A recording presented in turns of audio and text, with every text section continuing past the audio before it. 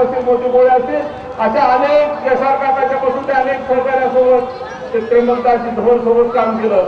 पण असं विलासराव साहेबांच्या काळामध्ये सुद्धा सगळे एकदाच एका स्टेजवर कधी पाहायला मिळाले।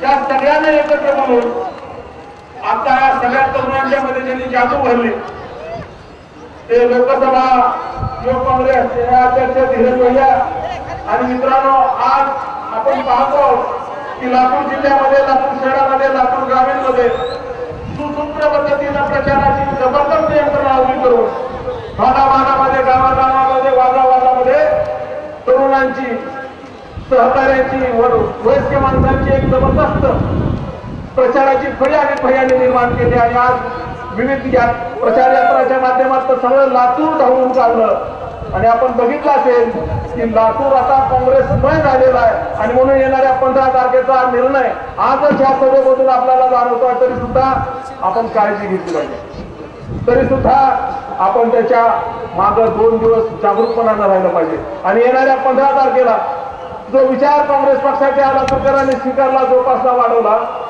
तो विचार राज्याच्या पातळीवरती नेत असताना, राज्याची दिशा ठरवत असताना ती दिशा ठरवण्याचं भाग्य लातूरकरांनी अमित भैयांना दिलं पाहिजे। ही जाहीर विनंती आपल्याला करतो। मित्रांनो, आपण पाहिलं असेल की प्रचाराच्या पूर्ण या 15 दिवसाच्या रणधुमाळीमध्ये कधीही कुठेही आपल्या उमेदवारांनी कुणाविषयी अपशब्द वापरला नाही। ती काँग्रेसची संस्कृती आहे, ती काँग्रेसचे संस्कार आहे, ती लातूरची संस्कृती आहे, ते लातूरचे संस्कार आहे। त्याचं श्रेय आपल्याला दिलं पाहिजे। ज्या लातूर शहरानं कधी हिंदू मुस्लिम तणाव बघितला नाही, ज्या लातूर शहरानं कधी दलित सवर्ण तणाव बघितला नाही, हे व्यापारी मुळात असणारं शहर। भीमराव साहेब आपल्या माध्यमातून सहकारामध्ये मांजरा पॅटर्न करून पुढे आलं। विद्यार्थ्याच्या गुणवत्तेमुळे